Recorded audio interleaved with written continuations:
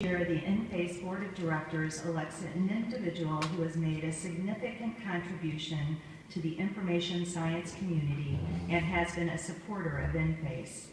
The lecture has been given every year since 1968, and a list of the awardees reads like a who's who in the information industry. This year's lecturer is Marjorie Hlava, President, Access Innovations. Margie was educated as a botanist and trained by NASA as an information engineer. She has worked behind the scenes for most of the major information organizations. In the early days, she worked for NASA and then the National Energy Information Center and its affiliate NICA. She rose to the position of Information Director before taking her team private as Access Innovations in 1978. Her abiding research interest centers on speeding the human processes in knowledge management through productivity enhancements. She developed the Data Harmony software suite specifically to increase accuracy and consistency while streamlining the clerical aspects in editorial and indexing tasks. Through over 2,000 engagements at Access Innovations, she has been on the cutting edge of our technical innovations and their implementations for her entire career. Margie has served as an officer or a board member of SLA, NISO, ACIDIC, NFAIS, and other organizations. She has worked on the development of standards, authored 2 books, more than 200 articles, and holds 2 U.S. patents encompassing 21 patent claims. Margie has said she has no intention of resting on her laurels and plans to continue her adventures in information science and explore the boundaries of new technology and methodologies. Now, please join me in welcoming our Miles Conrad Lecturer, Marjorie Hlava.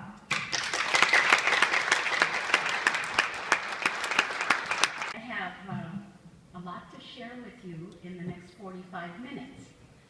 But for those of you that are in the Standards Committee, I want to remind you that we have a 5:15 meeting in room 1208. Okay, so the title of this talk is, well, there they are, down there. I knew the slides would be somewhere. Making Information a Business, and I would be the voice behind that curtain. What I want to share with you first is some tales from the field, some adventures that I've had along the way, which have been a tremendous amount of fun. And one of them is the case of the missing abstracts and some things about working in Russia, the U.S. Patent Office, Getty Adventures, Vatican Bibles. It's amazing what you can do in the field of information. But then what I'd like to do is share with you some of the driving forces that we face today as an industry, and then some of my thoughts about where we might be going from here on out. So you all know that when you're on the cutting edge or the leading edge of a project, you figure out what the client needs, you figure out the specifications, then you get approval of the specifications, sometimes a back and forth process, and then you figure out how to deliver the data following those specifications, and then you quality control the data and deliver it. Except then life happens. So one case in point is the case of the missing abstracts. Chemical Abstracts, who is a huge force in our industry, had done a lot of tests and figured out that just searching the indexing that they were providing on their abstracts did not provide the full answers that users wanted. And so they wanted to be able to search the titles and the abstracts as well back in 1985.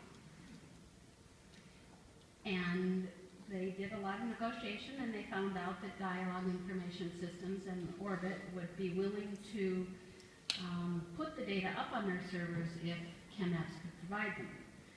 So they had at the same time decided they would implement a new platform to continue to make available the abstracts in digital form, and that format was called Messenger. It's the same one they were implementing for the U.S. Patent Office at the time. So the specifications were written, and the test file was approved, and they were all ready to go. All we had to do was convert those photocomposition tapes. But then they found out that the 792,000 abstracts on those tapes had been destroyed. Somebody wanted to make room in the archive, and they didn't have the data. So we took that 1970 to 1982 data, because it's chemical, and those chemical names are not always spelled intuitively. They wanted 98.998% accuracies, because that's what the users were pretty clear they would accept, nothing different. Needed to be in the left-tag ASCII format. We decided that we would triple key it and double proof it so that it would meet that level of accuracy. We needed to find 2 full sets of the volumes for all 13 years. And let me tell you, there were 18 volumes every 6 months, 18 honkin' values. Any of you that ever searched those in their physical form know that they were huge. So that's a lot of data, 2 sets for that many years. And they came up with them, but it wasn't an easy task. And we had at that time established an office in Mexico City called Access de Mexico, and that's where we're going to get a key. It's a lovely place. This is a view from my room overlooking the Zona Rosa in Mexico City. Very pleasant place, at least at that time. And this is a photo of the keying shop. You see the nice big Mohawk machine and those trendy avant-garde 5x7-inch screens that the keyers are working at.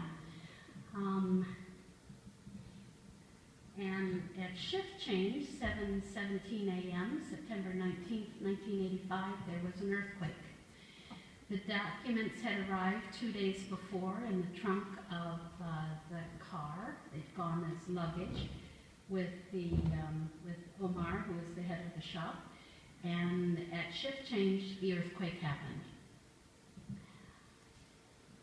Well, we heard about it. We couldn't get a hold of anybody. We didn't know what was happening at all. But we saw the news photos, and we went down there a few weeks later, and this is our building.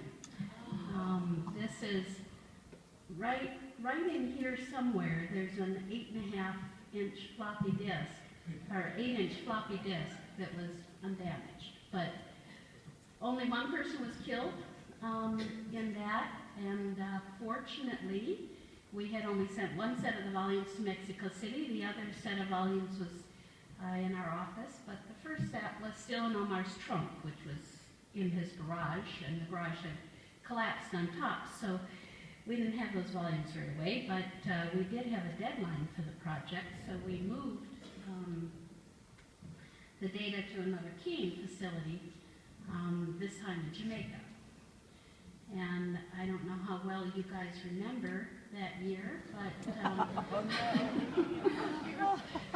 there was this hurricane, and the amount of stuff from Hurricane Kate in November 1985 was considerable. There was 4 inches of water in the computer room, no power on the island, and that wasn't so good for keying and for computers, and so Jay went down and got the books and took them to the Philippines.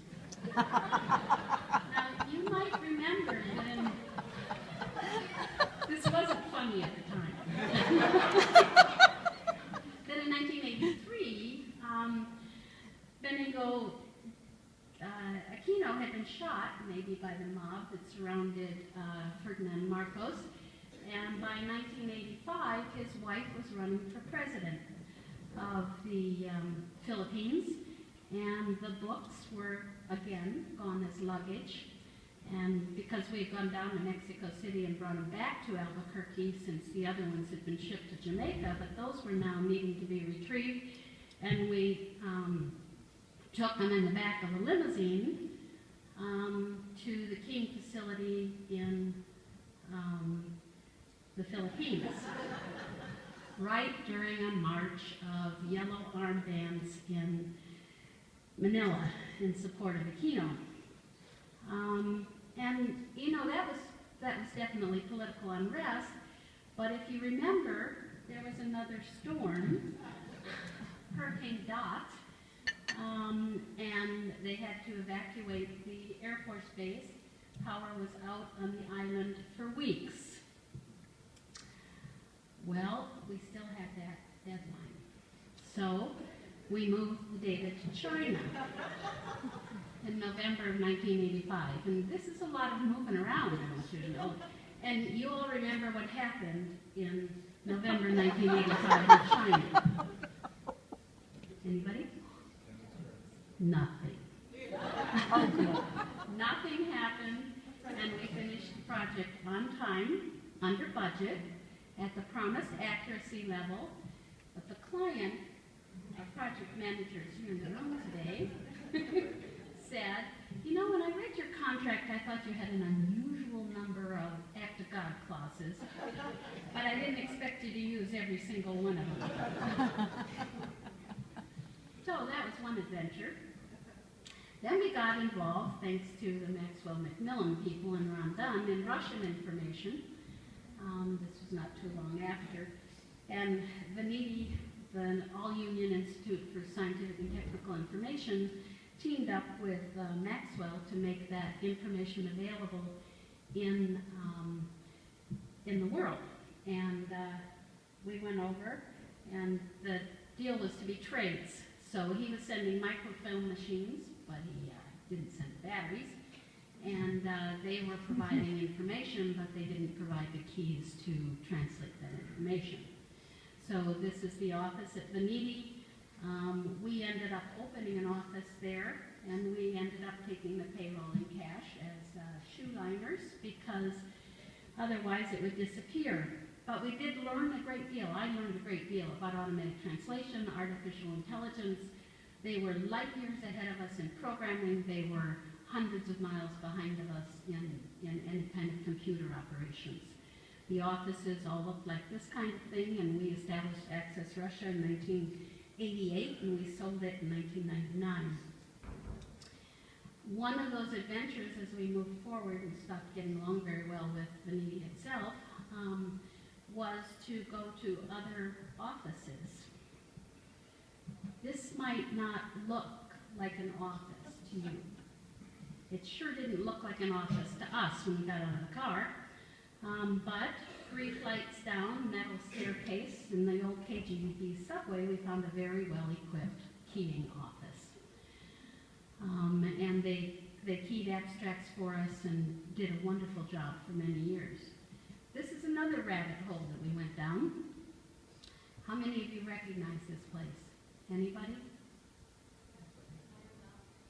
This is Iron Mountain. And 1 mile back into those caves in Boyers, Pennsylvania, is the U.S. Patent Office. And here are the U.S. patents staged up for scanning so that we could digitize them and make them available electronically for everybody who wanted to use them. The data were fragile. We saw Thomas Jefferson signed patents for Ben Franklin, and we had to air feed them double-sided. Very interesting stuff, and this is the batches along with the 9-track tapes. We went to the new advanced 6250 DPI tapes on this project. We did need to scan at pretty high density because the data was going to be displayed, and 300 DPI was high density. But we only OCR to 97%. There were 5.5 million patents. We needed to build the machines from scratch. These machines that you just saw did not exist. And we had to test them. We had to do the quality control algorithms, figure out how to display the images, and after much debate, I finally agreed that yes, we could use the dirty OCR because statistically, your term would be spelled right at least once in the 30 pages and therefore findable. Another adventure was the conversion of Bibles from the Vatican. They have 2 large collections. One's in the Vatican Library, the other is in Perugia in northern Italy. And we took them in conjunction with Hewlett-Packard to 12-inch video disc, very advanced technology. This is the library now in Perugia. The picture I just showed you was the Library of Antiquity. So very fancy looking place.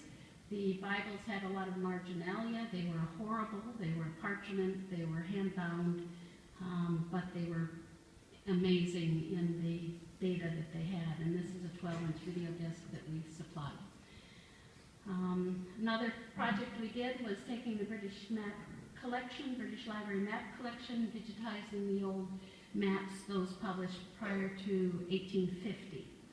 And we took them from the printed catalog to the digital catalog, and that was really fun to do. So the searchable interface looks like this today.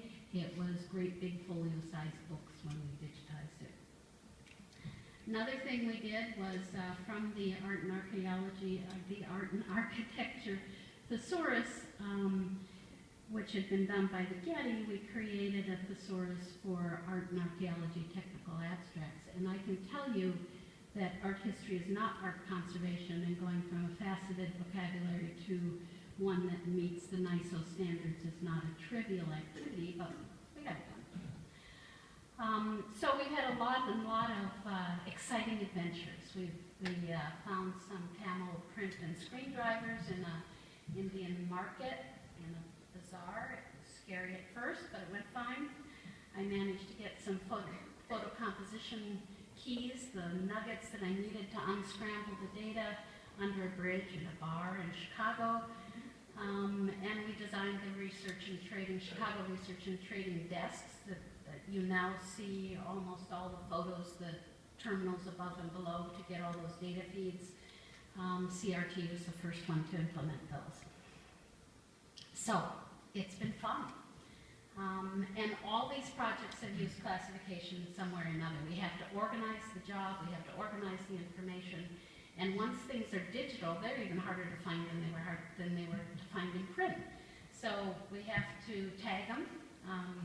I'm a big advocate of thesaurus-based or controlled vocabulary-based tagging, applying some kind of notation, not necessarily that comes from a classification system, but something that really reflects the content. And keeping in mind that classification is never done as long as you have a ever-changing database. And of course, standards. We need standards to make them portable, flexible, interoperable, and it's why I still chair the NFAIS Standards Committee. Underlying all of this, we have a very, very long theoretical basis. If you look at outlines of knowledge, Thomas Aquinas, John Knox, Francis Bacon, Mortimer Taub, the Cutter systems, the Casati with Evelyn Weinberg as our response to Sputnik, and the Cranfield Institute, particularly papers by Cyril Cleverton, Thomas Aitchison, and Vickery, I think you find that we have an uninterrupted line over thousands of years to keep us on track for classification. The need to organize knowledge as mankind grows and expands its knowledge base has never diminished. It even started back in the earliest days that we have any kind of written knowledge background. So all of these people talked about the same kind of tagging schemes, even though it was keeping track of different kinds of knowledge. And they talked about characteristics in common, how it was in the particulars, that most specific thing, the things became the same object. And it wasn't the same object if they didn't share them. John Locke, in his classification of kinds of knowledge, also outlined what we know today. In the 20th century, we had a lot of different kinds of systems that began to divide. We have enough people to make them into individual specialties. So instead of just being a philosophy of knowledge, we've divided this into all kinds of additional fields. And if you want to keep track of the broad view of what we're doing, you have to read much more broadly than just the information science literature. Classification itself, I really think, started with Charles M. E. Cutter and his classification system, the modern system that we follow today. We took a bit of a detour with Melville Dewey and his Dewey Decimal Classification System. And parallel to this kind of thinking, I have learned to my chagrin, actually, that Other nations also classified stuff, imagine that. We Americans weren't the only ones. And part of the reason I suspect that we don't understand the Russians particularly well is because they are taught from birth to think differently than we think. The outlines of knowledge by Lenin, his Rubicon and the associated Rubricator, outline information and the way we think about life far differently from the way Aquinas and Locke did it. And that means that we don't think the same way. Ranganathan followed in the British tradition, but in India, and developed his faceted classification system, which is an interesting combination of two ways of thinking, an Eastern way of thinking and our Western way of thinking. But back to Cutter, he was ousted in a rather bloody battle with Dewey in 1911, and they never spoke to each other afterwards. But the expansive classification system he had 7 levels of classification, each with increasing specificity, and he believed that things should be ever more specific. I personally really like reading Cutter, and I recommend him to you. He has a very musical style of writing, and he really does things the way we at NFAIS index our own literature. So he speaks back to us. Some outlines of knowledge follow a single point of knowledge. It's the biblical tradition, it's even the apple, it's everything derives from the first organism. Taxonomic systems like the Linnaean system, the Rubricator, and Locke himself, as well as Dewey, all go from fine point systems that expand from a single point of knowledge. But in our lives today, we have multiple points of knowledge. We have a heavy interdisciplinary world. Lots of fields come together. And whether they should be treated separately or together as facets or different views, you find that the interdisciplinary fields of engineering or physical biochemistry or education are all represented by having multiple broader terms or multiple points of origin. Cutter supported this. Alvin Weinberg's CASADI, the Council on Scientific and Technical Information, supported that, and Ranganathan supported that. So we have different kinds of approaches to information science, and when people give you one or the other, unless you're dealing with an organization that has a single patent and everything derives from that patent and from nowhere else, these days it's pretty hard to find a single point of knowledge system. But information is changing. We had the teletype, and then we had the fax machine. I remember when we got our first fax machine. It was this tube thing, and you wrapped paper around it. My dad used to be able to read the ticker tapes on teletypes with his eyes closed. I don't know why you had your eyes open. And my husband still carries around holograph cards from he says they make the best note cards. But, you know, we had online and we had downloading and we had the internet. I remember times when all you had to do was say downloading in a meeting, and if things were going slowly, suddenly Art Elias would erupt in the back and you'd have another lecture about downloading. There are people up here who have been in those same meetings. But the state of the art is ever changing, which is part of our fun. The players are changing as well. We used to have standalone publishers, aggregators, serial and book vendors, hosting services. Then we got the cloud and disaggregation, and now we have something where everyone can be an author. And whether we have loss of quality and accuracy and peer review and all those things is a matter for another talk. But we definitely have a great deal of these things changing in our lives every day. And the information vectors that we use have become very, very different. Whether we're using webinars and blogs or tweet-ups or meetups or databases or articles, or just, you know, sometimes standing around the water cooler and talking about things for a little while. It's a everybody's got a preferred way of getting their information delivered. And the formats just keep getting at it. We started with some digitization of data and photo composition markup. Then we got SQML because nobody wanted to be handcuffed by the photocomp vendors anymore. And then we got XML because SQML was too hard. And now XML has been digested down to little tiny JSON calls. We had Great Big Iron, then we had server farms. Now we have Amazon Cloud and other services that make it incredibly simple. The cost of entry has gone way down.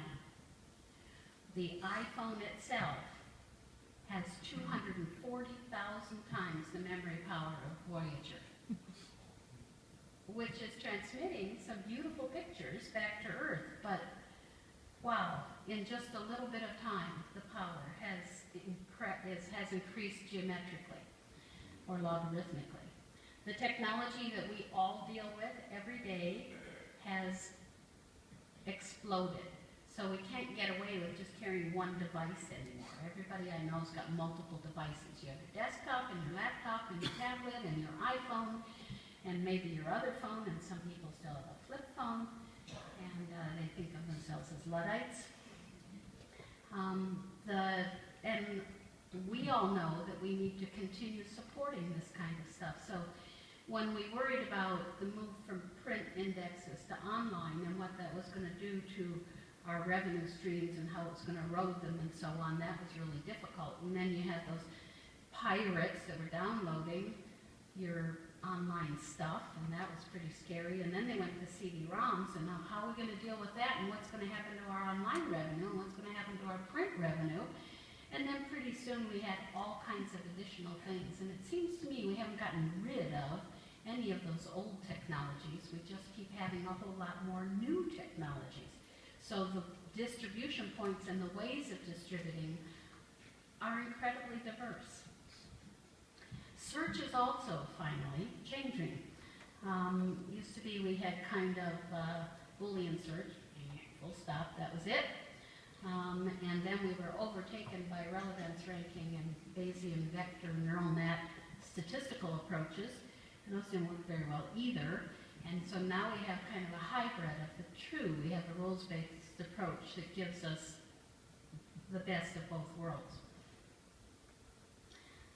Some of them are free, some of them cost money, some are using 5 or 6 different technologies under the hood, and I think that's good for us. The tagging, how we're going to engineer that stuff is still debated. I would have thought that permuted indexes, as biological abstracts and chemical abstracts had, were way out of vogue. And now we have these drop-down permuted type-ahead listings that work off of a permuted index. So things keep coming around again. And we haven't really thrown out Library of Congress classification system, but we're broadly embracing Thesarian taxonomies and ontologies, although the differences between those are fairly subtle. The inverted files of search are still with us and increasingly robust, but now we hear a lot about triples and triple farms as well. So the horizons are just more complicated. We have field formatted data, we have relational databases, we have SQL databases, we have object-oriented systems, because Java and XML really lend themselves well to object-oriented systems. We have that semantic web that didn't really work very well because, like SQML, it was kind of complicated and over-engineered. But then we got linked data, and that's being implemented in gangbusters and triple stores, as we heard earlier today. Telecommunications is struggling to keep up. I remember party lines and then direct connect lines. Whoa, a direct connection. And trunk lines where you shared the conversation half the time, so half the time you got somebody else's conversation, but most of the time you got your own. Then we moved to fiber optics, and now we have cell towers that are just disguised as fir trees, at least in my area, and wireless is ubiquitous. We have all kinds of apps. They're becoming socialized, interactive, standalone, and we have more legal disputes and more patent wars, and they aren't quite the same as they used to be. They're seditious and they're bloody, and if you really want to know what Google is doing, look at the patents of the people they just hired, because they're not listed as Google patents, they're listed as patents for that individual person, but that's where their growth is, and you can kind of track where they're going by looking at who they hired and what the patents are of the people that they hired. There is a lot more interest in open data and linked data. There's also a lot of people that are worried about open apps and open data because, particularly for corporations, they're not sure what kind of vectors that allows into their data. Search analytics is a brave new frontier that's not very well developed, to my mind, and streaming content is taking incredible amounts of bandwidth and leading to net neutrality, which is anything but still helping with those ever-interesting disputes. Anyway, we have a lot more options, and because we have so many more options and so many more devices, in the aggregate, it's a lot more expensive than it used to be. The content budgets just can't keep track. And then we have the data. With smartphone adoption, we've got all kinds of different apps. My granddaughter's probably put 60 apps on my smartphone that I don't have any idea how they work, but she loves them. Can I hear iPhone grandma? And we have a great blending of our offline and online worlds. Our friends keep track of us via Facebook and LinkedIn. And you saw John Blossom do gesture-based computing this morning with his head and his Google Glass. There's increased geotagging of data. Are you going to allow me to track where you are when I interface with you on this particular app? And voice interfaces, Siri and other things that give you all kinds of options back and forth. It's really fun. And the interactive learning potential combined with the new Common Core that the U.S. government has done on behalf of the states has lent itself to an incredible avalanche of new kinds of things that I think we are only beginning to see. And then there's massively open online courses, which certainly affect the universities and so forth. We have more analytics, we have more big data, we have an Internet of Things, we can work anywhere, and we have a lot of predictive personalization, whether we know it or not. The media has changed, and I think many of you have lived through this entire migration. I just threw out another batch of 3.5-inch discs. I don't think I have anything to read them on. But it's a great equalizer. It's a great social equalizer. 72% of Americans use social networking. This in 2013, up from 8% in 2005. But there's not much difference by educational level. So 67% of them are high school dropouts and 72% are high school graduates, college graduates. So you don't have a have and have not world the way we have at other times in information availability. The kinds of indexes that we produce have just multiplied. They haven't gone away. We still have back of the hook indexes. We still have subject headings. And we have machine learning and neural nets and rule systems. So our cozy little world has changed. The landscape is shifting for us in very profound ways, and the funding models are changing, who's going to pay is changing, and the systems and the way that we manipulate knowledge are changing, and the user wants and needs are changing because they're aware of all kinds of new stuff they didn't know they could have before. It's like when you walk into the stores, impulse shopping, people are buying stuff that they didn't know they needed. So in the old days, we had industries, and you worked within those industries, and you sold into a specific market, and you knew what your business model was. You could pursue it for, like a 5-year business plan. I don't know anybody does those anymore. And assumptions that were pretty solid that could drive things, and the associations represented those people, and they knew exactly what they did, and the world moved pretty slowly. But now we've got to challenge all of those assumptions. The change and the future trends are very different, and the innovation is absolutely constant. And to find those growth opportunities is ever more challenging. We communicate in 140 characters. We have small screens, and maybe we have small thoughts. But we're always connected, and we have social networking. one of the Australian research studies recently done said that 65% of preschoolers will work in jobs that have not been invented yet. It's pretty sobering. My kids majored in things I didn't necessarily know existed, and it's going to be worse with the preschoolers. So we have new fields. We have knowledge architects, and we have knowledge managers, and we have knowledge organization systems. We have new associations and new companies every time we turn around. And the systems manipulating that knowledge are very interesting. We have ways to trick those systems and to trick the people that see them. And there's predictive results. It might be manipulative results, where a squirrel dying in front of your house might be more relevant than people dying in Africa, according to Mark Zuckerman. But if you look at and you can just look at this pictorially, these are two people that did a search, Scott and Dan. And because they have a personal profile, what they are served is radically different. So if you search on two computers in your house, try to search for different things, because you'll find that the results are radically different. They're trying to figure out what you wanted, what kinds of things would be best served to you. And if you look at one person, this is a search on Egypt, and Scott was served stuff about the crisis in Egypt. Move this over, that'll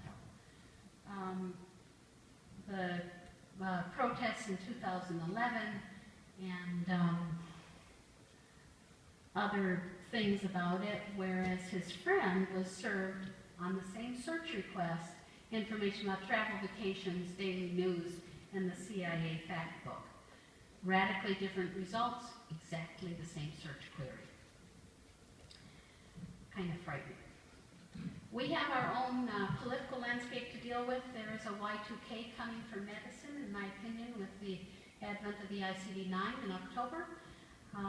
There are net neutrality battles going on, privacy and security concerns. It's just true that regulation cannot keep up with the pace of technology. And I don't think that's going to change anytime soon. The world population is exploding, as we know, and this describes it a little more graphically. The number of people that we have to deal with is amazing. And the amount of money that's spent is not evenly distributed with that. So 25% of the global economy and 20% of the global manufacturing is done in the U.S.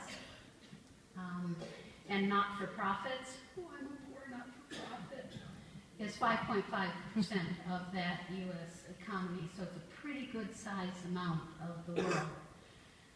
On the other hand, we have a huge debt, huge expenses, and not much revenue as a country. And we grow that debt at $2.44 billion each and every day. So the federal income for the U.S. is usually thought of as taxes, and this is one way that you look at the income slices, but actually there's a lot of additional fees and other kinds of income that tailored in the hidden taxes, as they call them, that go into the federal budget. And we need to keep an eye on all of those, because the 17% that remains is where a lot of our customers' revenue comes from. If you deal with academics or not-for-profits, that's where your money is coming from. And I think that the funding model is going to change because the balance of what's in Congress is changing. If you look at the University of California, the funds that they spend, you look at the amount that comes from the government, it's 18%, plus 11%, and then plus their medical centers, which is not exactly what you can count on. For the state of Illinois, last year they had 18.9% of their revenue come from the state, but that decreased 9.4% from 4 years earlier. In the state of New Mexico, in 2011-12, we got 25% for the university from the state, and in 2013 through 13-14, it's down to 12%.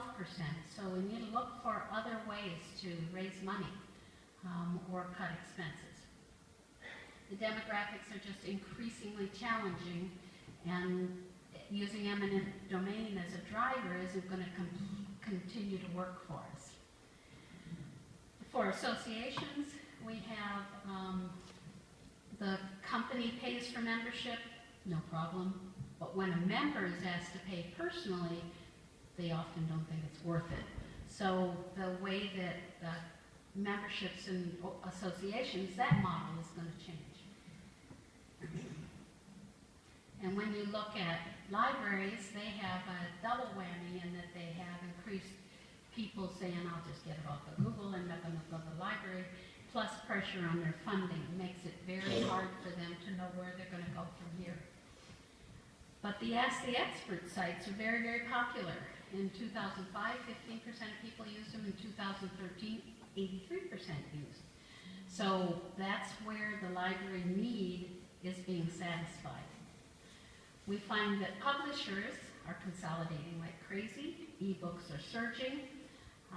There's a lot of open access initiatives coming to the fore. Plus we have less peer review, more self-publishing, and the peer reviewers themselves are getting rather full of their oats. So we have changes in what they're doing, and the ways that we need to find to drive readers to content have to be increasingly ingenious in order to make them willing to move forward. So we have some pretty amazing battles. We have hardware and software and search and mobile devices, and these are very big players with very big budgets battling for market share. The growth in open source innovation and problem solving has pushed the capabilities into the hands of people all over the place.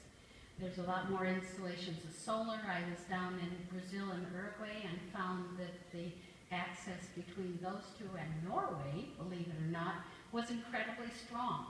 So we just don't look for that, and the whole Java Linux community, which is driving much of our business here, is actually driven mostly from outside the US for the basic innovation and application work. And then we have weather. And we have power outages that are more of a problem than data breaches. So we can't get a hold of each other, and your phone is dead and your computer's down and you can't get onto the internet, you're totally isolated. This is a new map by Martin Barrett of the internet, and down in this quadrant is the old technologies. This is a disintegrating continent, and these are growing with the internet ocean, the spam ocean, and the south connection, and it's an incredibly detailed map that has every technology you can think of on the internet. So the reality is that our future for meetings is that learning is what people want to do most in the 21st century. And we're going to have to find ways to support that, because learning is the way they'll be able to keep up. We have to replenish that knowledge, and Jim Carroll, who's a futurist, is really good reading on this subject. We have a universe of options, so what should we do? We are changing the way we learn, we're changing the way we find things, we're finding it easier to manipulate what we know.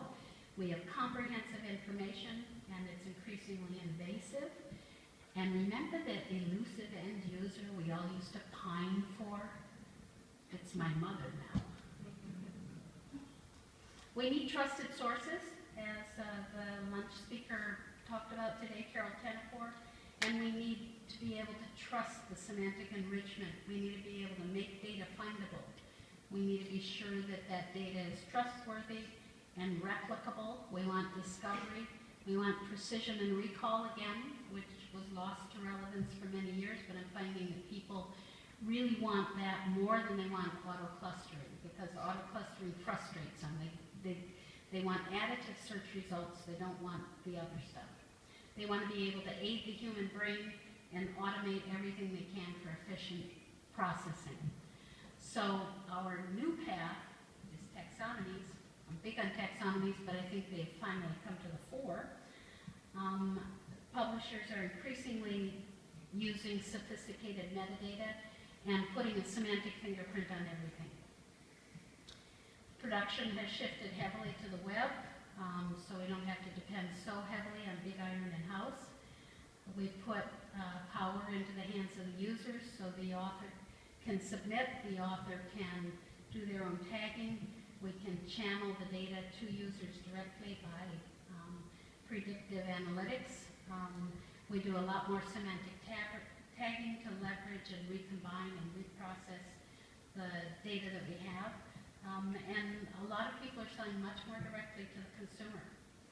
So the markets, I think that publishers and enterprises will embrace the web for distribution. I think that government sales will decrease because I think they won't have as much money. I do think that enterprise sales will increase, and I think that medical coding is going to be a huge issue for us in the coming years. For reaching customers, I think that layout ads aren't going to do much for organizations anymore because it's hard to reach the customer reliably. I think fewer people will attend conferences, so you have to find another way to do a personal approach. My path has been with Access Innovations. We do services to create content-aware data.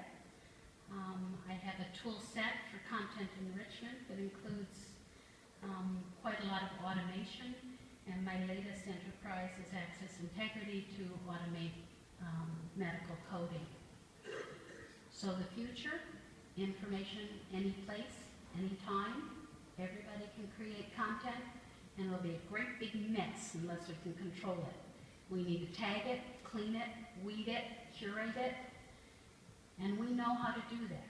We are in a perfect position. We have those skills. And that's good, because the information explosion has just begun. This Mount Pinatubo, but that's another story. I'm looking forward to it, and I thank you very much.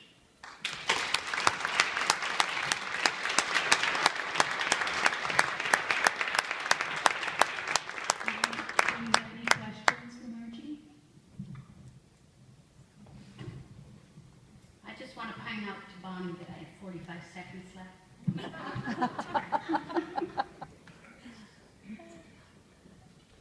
That was an amazing scope that you covered there, Margie, really, in 45 minutes. I have a question. How do you see, we've been talking a lot about signaling, how do you see that alongside of taxonomies and tagging? What does that look like to you?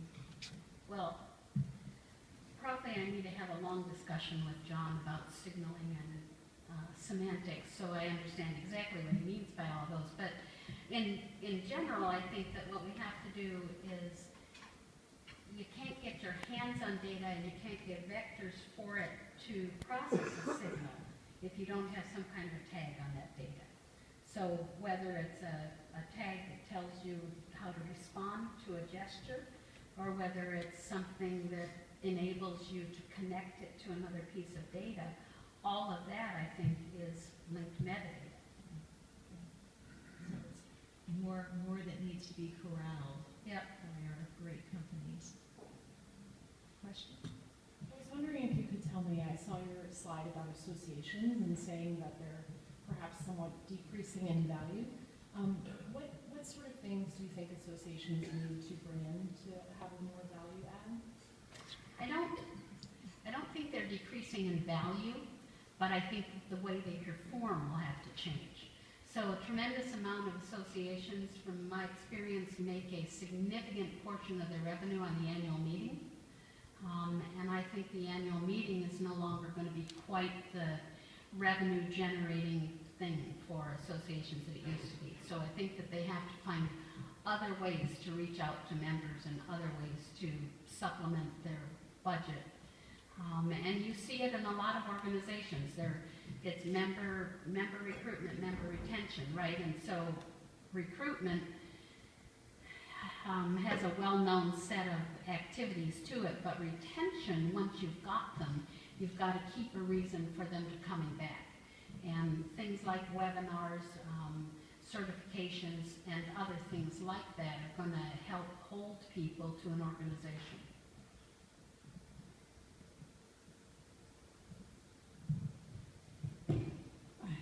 Can you hear me? My question has to do with the old-fashioned search query, in the sense that in an age where we are being told that you can turn on your phone and you can speak your search query into your phone and have Google spit back results. It works fine if what you're asking for is restaurants near Walnut and 16th Street. Can you talk about how that might need to be different in the context of a search query that has to do, say, with Jane Austen in the humanities or string theory in the sciences? To my mind, there are two major kinds of searches. One is an entity search, which is for people, places, and things, and those linguistically behave differently than conceptual search. So most of our journal articles and books and proceedings are represented well by conceptual approaches, whereas the search you just described of restaurants near 16th and Walnut is an entity search. I think they need different kinds of search engines. They need different kinds of data linked to them behind the scenes. Entities need a lot of synonyms. So if I want to know is it 14th Street, it's also Broad Street, and so on. I need my system to know what that synonym was. So it wouldn't matter which one I said, I'd still get the same result.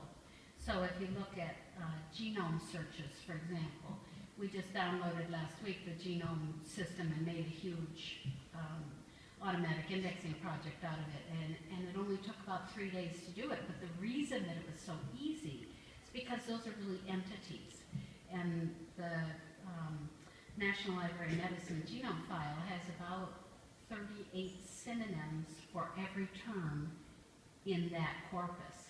So it's a huge synonymy. Makes it really easy to build a system. Geography searches are the same way. You want to be able to know what the region is, what the state is, what the neighborhood is, what the streets are, and if you layer those hierarchically, it's pretty easy to build a system to support those. It's harder to build a conceptual engine because in the conceptual engine you have to know the whole concept that surrounds the thing that it is you're searching for, and then you want to have the links out, which I would call related terms, to other things in other areas that would impact it depending on what your point of view was. So are you suggesting that there would be different interfaces that would have to be used in different contexts? Am I suggesting there would have to be different User interfaces. user interfaces? Thank you. Let's be these old ears. I don't know if the interface, the graphical user interface that the user is looking at has to be different, but I know that the infrastructure behind it, the web services layer and the search engine underneath, does have to be different in order to serve a good answer to the user.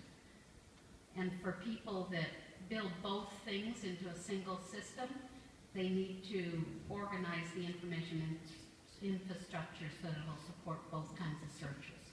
Lumping them together does not get good results.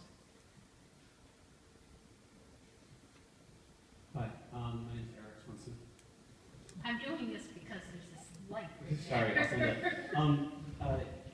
Given the breadth and depth that you shared with us, you seem like you've been able to roll with it pretty well. A little bit of what's old is new again, and so on. But you used the word fear once, and I was curious if you could just expand on this. When we were talking about filters, you referred to the filter bubble. I automatically thought of Nicholas Negroponte's digital me, and other related concepts. But I was curious about whether or not you were using the word fear fear in sort of a socio-political sense, or if you were using it more as a technologist faced with the potential burden of having to manage and design systems to accommodate for it. And if it was the former, I was just curious if you could expand on what promotion you'd use the word fear. To do a word analysis of this talk. The challenge from my point of view is technology is pretty straightforward. I mean, it's always changing and it's always exciting, but it's not something that one, at least me, needs to fear as much as embrace and figure out how to use it. My fear is that people use that technology to manipulate thought, and they do it in very interesting ways. There's some real interesting assessments of the last presidential campaign and the way that people were led to believe different things, and much of it is in the way that information is delivered. I mean, if you're of one persuasion and you read the Wall Street Journal, you love it. But if you're of the other persuasion and you read it, you go, this is stupid. And so, you know, for balance, you need to read the Times, either the New York Times or the Washington Post or something, and the Wall Street to kind of get a balanced view of what's happened in the world, because the way they say things is very different. You look at exactly the same event, and it's covered in a totally different fashion. And my fear is just like in Animal Farm, we're going to be led into group thinks without being aware of it at all. And it's this group, the publishing community, more than the media community, I think, where we need to be careful, because we all pretty much here embrace the scientific method, that our thinking is clear and straightforward. Todd. Marjorie, thank you. First of all, many thanks for your many contributions over the years for a variety of things. Second of all, for the attendees, I want to highlight the 515 standards meeting.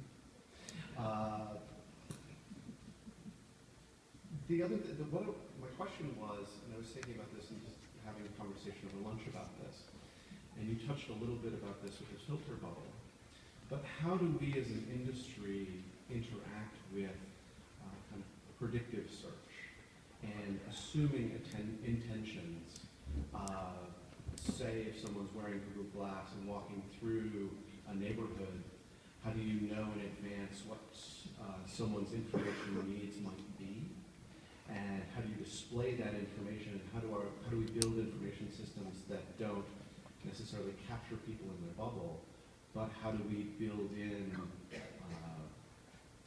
in both intention and kind of surreptitious discovery? And how can we build systems around that?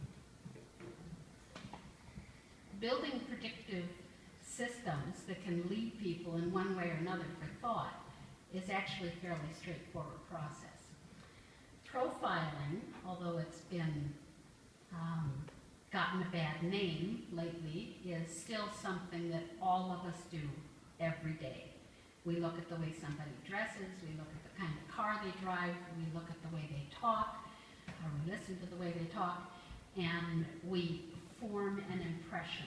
We say, oh, you know, and we have a mental image about that person. It's just automatic human nature to do profiling.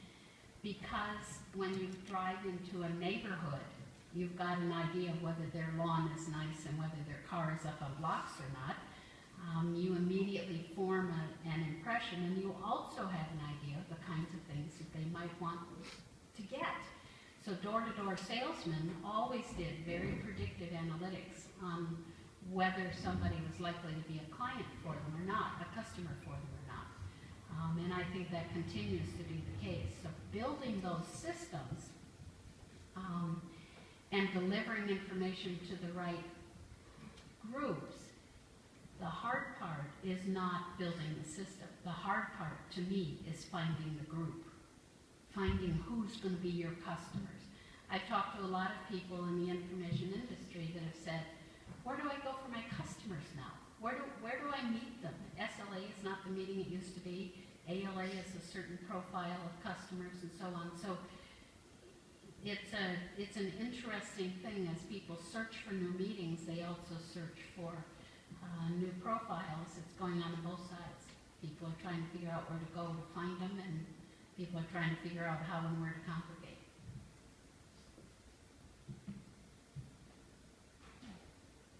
Any more questions?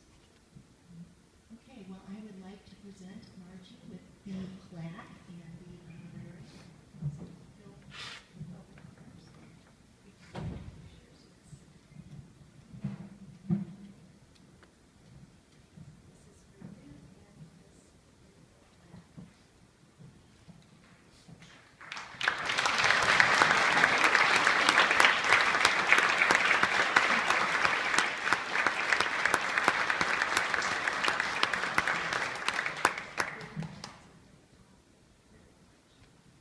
Okay, so we're going to do, even the Miles Conrad Lecture gets a feedback. So